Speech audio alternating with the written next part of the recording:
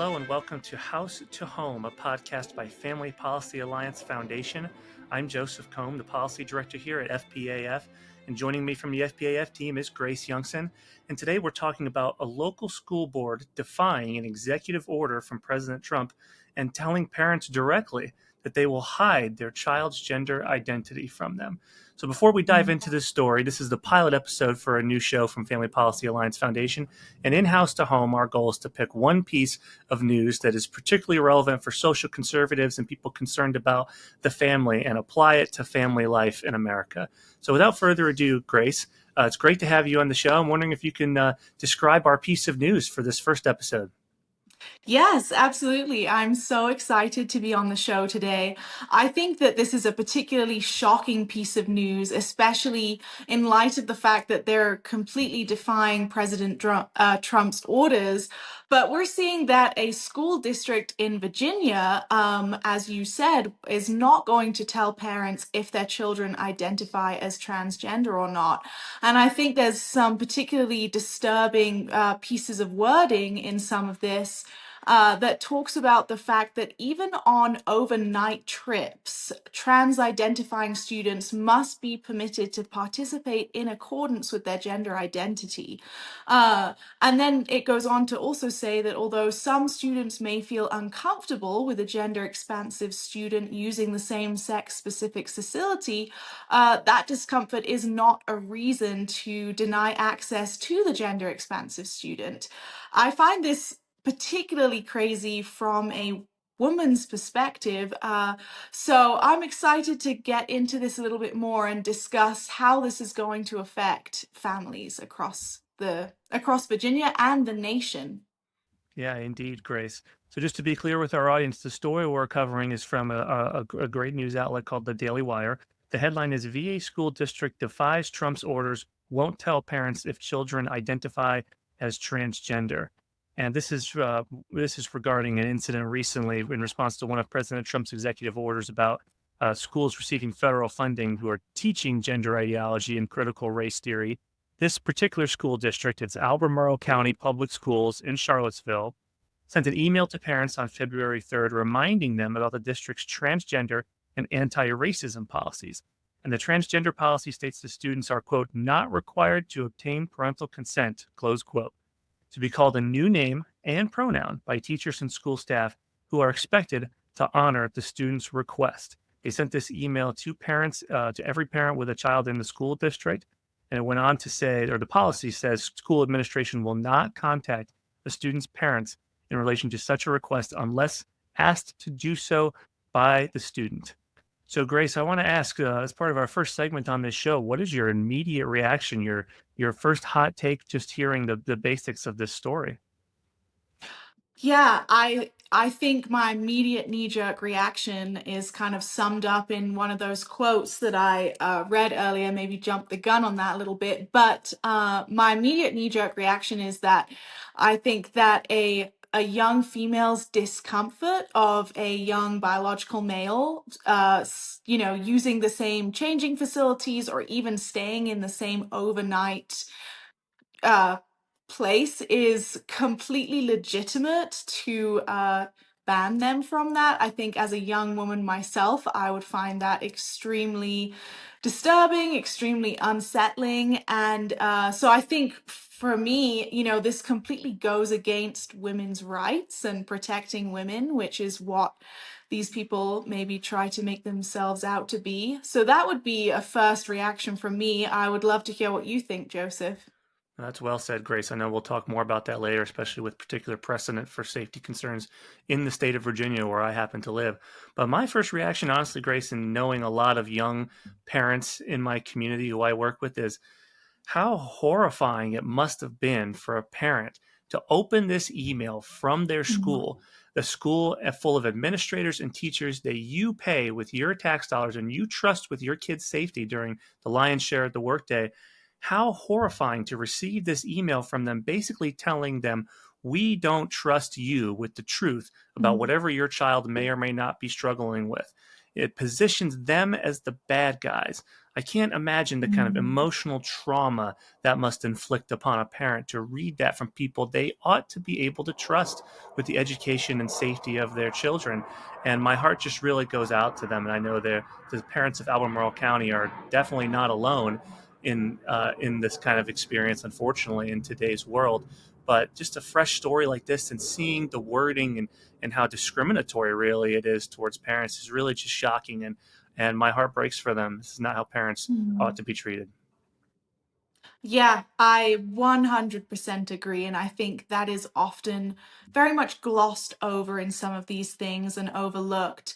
But of course, the role of parents, we have our Let Parents Parent campaign, and we believe that, especially from a Christian perspective, God gave that role first and foremost to parents to take care of their children. And part of the reason why that matters is the government doesn't care about your kids. You care about your kids. You're able to make the best decisions because you actually love them. And I think there should always be alarm bells going off in us when the government is trying to take over those decisions, because they're not doing it out of a motivation of love. I completely agree, Grace. And we've seen this across the country. Even in the last presidential administration, you had the FBI surveilling parents who attended school board meetings to speak up about policies just like this. So it's a trend, and it's worth talking for us to talk about on this Mm. show. So I want to really dig into this here. I think there are some critical concerns, and I'm going to start with one, which is that this is an expression of what has been termed correctly gender ideology. Um, and one of the key tenets of it that is being expressed here is that parents are generally the enemy of the advancement of this ideology and those who ascribe to it, and that they should be actively excluded at any point that they get. So gender ideology, I would say, is inherently anti the nuclear family. And there are many smart thinkers who have pointed out that gender ideology is quite clearly an ideological outgrowth from Marxism and cultural Marxism. And I think a story like this really illustrates that and makes the assertion um, rock solid.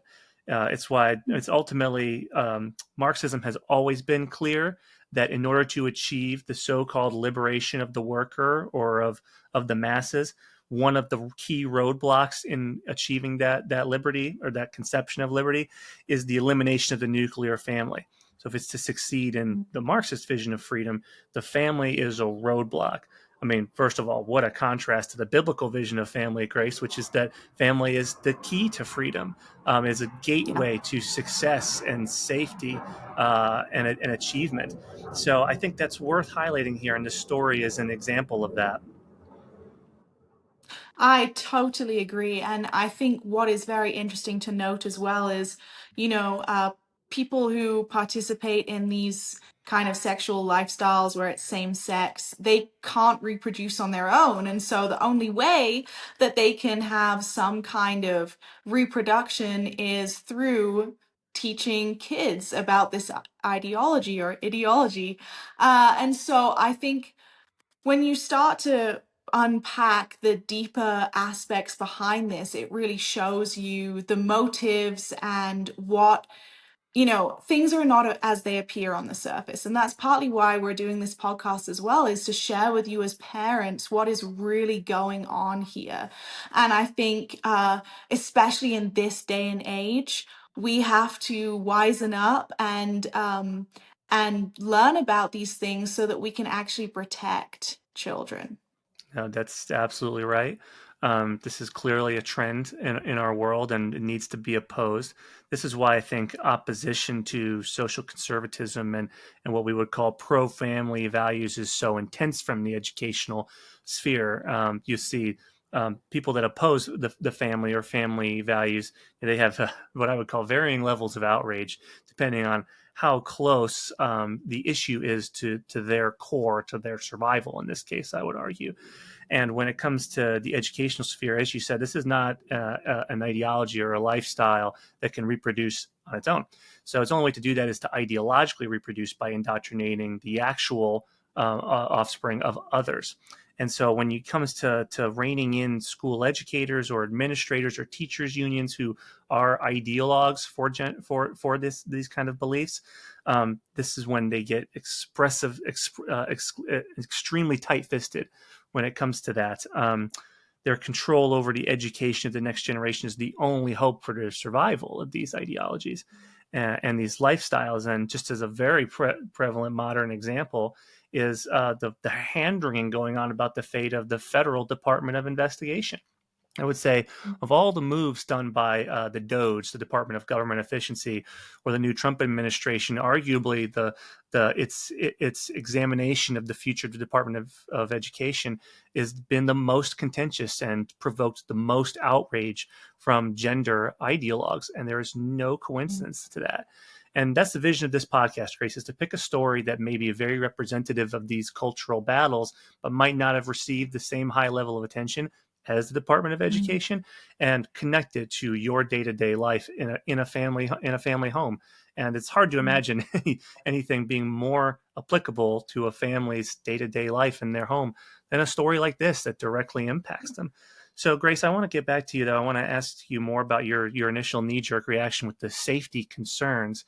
I'm a proud Virginian resident. I live down in Virginia Beach, Virginia, but up in Loudoun County, Virginia, which is in northern Virginia outside of Washington, D.C., a couple of years ago, there was a terrible incident where a school had a policy like this, allowing boys into girls' bathrooms. And a girl in this school system was sexually assaulted twice in two separate female bathrooms in this school system. And there was a big brouhaha about it. People can look it up, and we're not here to cover that news now. But I think it gives a lot of credence to how reasonable your fear is. Maybe talk a little bit more about what that must feel like from a young woman's perspective, particularly a vulnerable high school age young girl.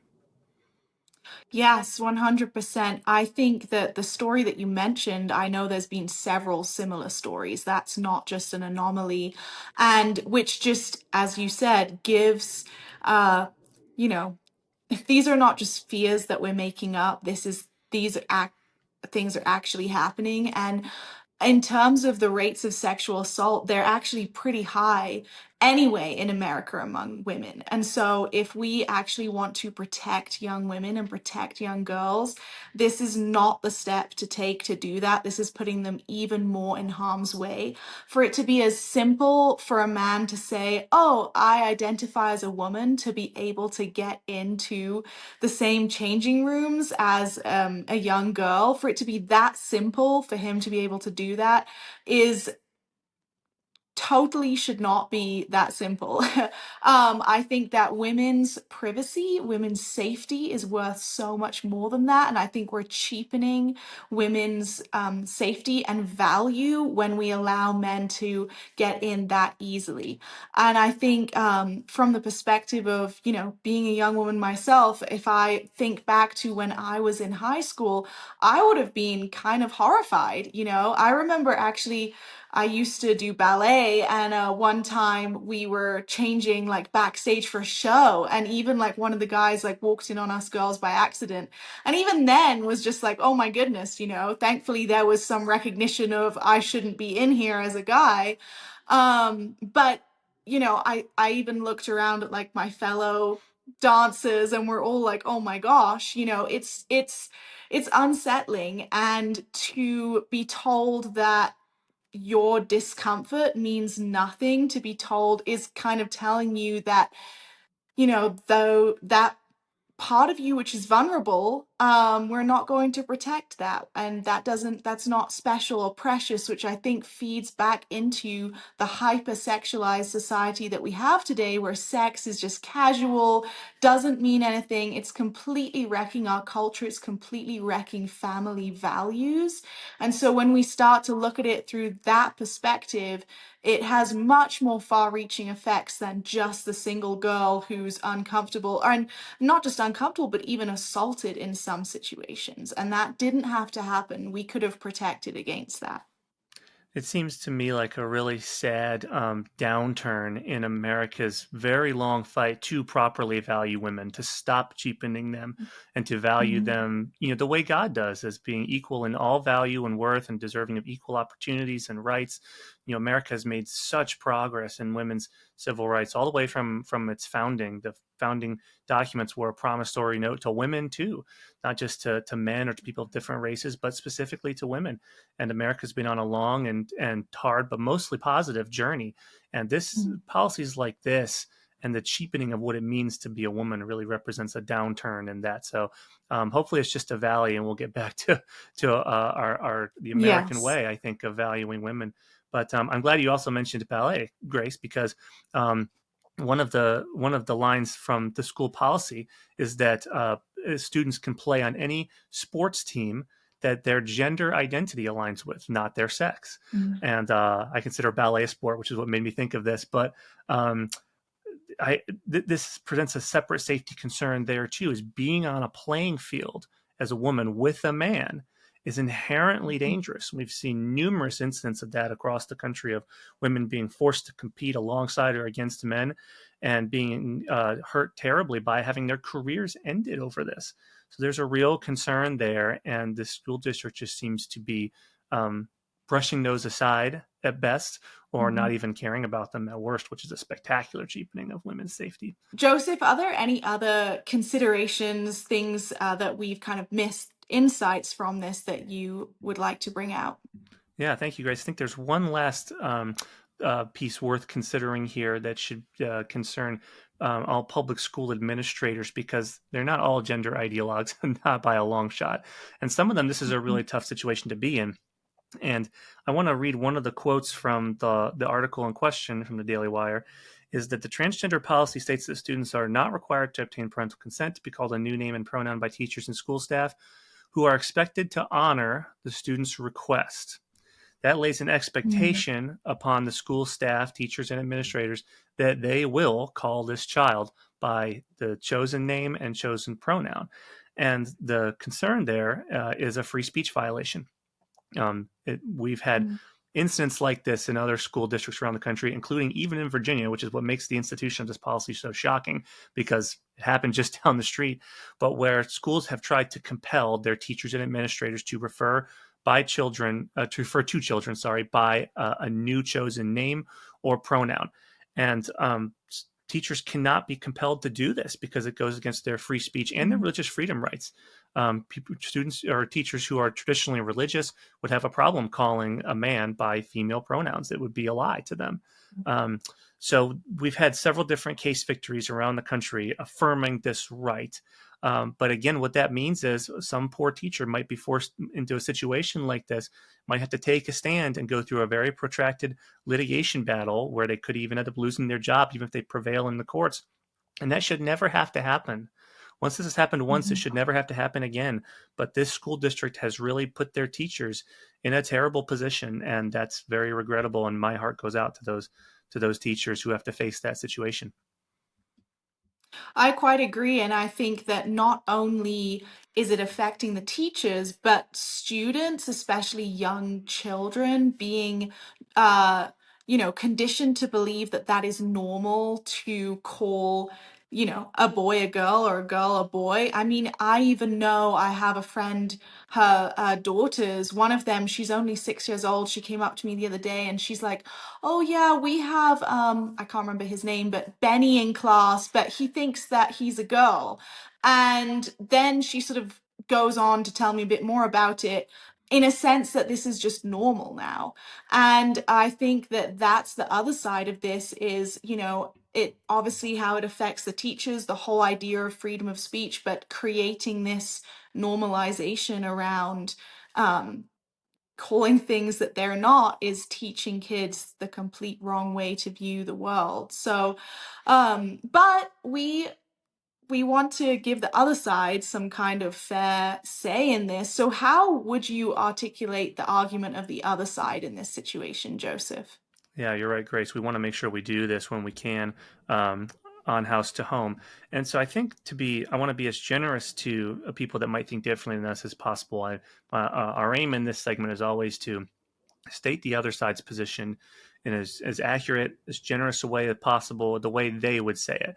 The idea would be they hear us attempt to state their side, and hopefully they would say, yes, that's exactly what I believe. So they know that we know how they feel about this.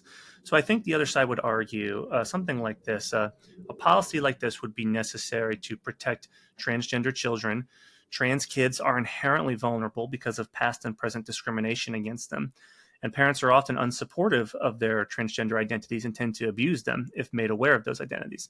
That kind of abuse is proven to lead to higher rates of suicide for transgender minors, a population that already has a high suicide rate, even without supportive parents. So, Grace, there are a couple problems with this, I think, but you can see how someone might arrive to an argument or phrasing like this. So, I'll start. Mhm. I'll start with one here, which is what we're talking about here is the process of social transitioning, where a person who's gender dysphoric, they're uncomfortable with the sex they are, with who God made them, decides they want to be called by a different name, a different pronoun of the opposite sex, and begin living that way. That's what social transitioning is.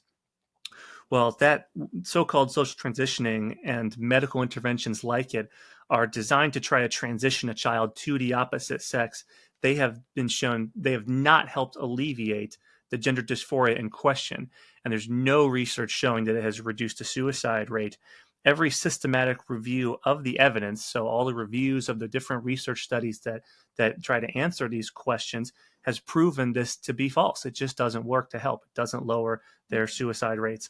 And this was even acknowledged very recently by lawyers representing several gender dysphoric children in oral arguments before the Supreme Court of the United States in a case called US v. Scrimeti. That case will decide the future of the 24 help not harm laws that FPA has worked with our state alliances to pass. And in this case, US v. Scrimeti, during the arguments, Justice Alito drew this fact out of a lawyer named Chase Strangio, who works for the ACLU and represents some of these trans kids, clients, or gender dysphoric kids. And Justice Alito was very piercing in his questioning to draw out the fact that all the systematic reviews of the evidence show that social transitioning and these other medical interventions to help kids transition their sex simply don't help alleviate the dysphoria or the self-harm notions. Mm. I think that's a really good point that you brought out. I heard a quote, not quite sure where I heard it from recently, but basically it summed this up in saying, you can't treat a mental health disorder with gender mutilation. And I think somehow we've gotten that so backwards. But it really comes back to our Help Not Harm initiative. We're passionate about actually helping these young people, and going through these gender changing procedures is not helping them. So I think that's a really important point that you bring out. I appreciate that. I think there are a couple other problems with the argument from the other side that I articulated earlier. I just want to cover them really quickly. I think the other side would also be concerned that there are some parental abuse questions here, and so I just want to make sure everyone knows that there's no research at all to support the notion that parents who are uncomfortable with their child's alternative sexual identity are more likely to abuse them. This is kind of a myth that was invented to further the propaganda effort of making the parents the enemy, like we talked about earlier. Because the reality is, it's not just people who are traditionally minded in their politics or in their faith that are uncomfortable with these alternative lifestyles for their children. It's parents across the political spectrum. They all, or quite reasonably, have concerns about this. And just because they have concerns doesn't mean they're per se abusive. So not going along with these things is not abusive. And to castigate parents with that suspicion is really a dangerous thing. And lastly, I think the problem with it is that parents have the historic and constitutional right to direct the upbringing of their children. This has been constantly reaffirmed by the United States Supreme Court, and that right includes medical decisions. What we just described as social transitioning is a non neutral medical intervention. And schools that do that without parental consent or knowledge are directly violating that parental right. Uh, this is Parents have the right to make the medical decisions for their children. Um, and if they're not involved in the social transitioning, it's a lot of legitimate exercise of that right. And frankly, the people that would facilitate this in a public school are not qualified to do that. They're not medical professionals. And so it's a parental rights violation at the end of the day, regardless of how someone might feel about that parental rights standard, whether they think parents should have these rights or not. parents do have these rights in America today. It's been reaffirmed by the Supreme Court over and over again. And this is a pretty socially transitioning a kid without a parent's permission is pretty clearly a violation of that. Yes, I totally agree. And I think it's so great to have your perspective with your legal background on this. We're able to empower parents to understand that, this is their right to have control. Just like you have to have parental consent to get a tattoo as a child. So why is it any different when this is a much more life-altering procedure that you should absolutely have that role in that child's life? So, I think I really appreciate you bringing out that point. No, thanks, Grace. Thanks for your support during this episode. This has been a good pilot episode for the show. So I want to thank our audience for joining us. You've been listening to the pilot episode of House to Home, which is a podcast by Family Policy Alliance Foundation. Again, I've been Joseph Kohm alongside Grace Youngson. We'll be here every week going forward. So you can find the latest episode everywhere you get your podcasts. And please connect with us with FPAF on social media. We're going to put our media handles in the show description. We'll also do our best to link to the stories that we cover on this show in our show descriptions as well. So thank you to our audience. We'll see you next week.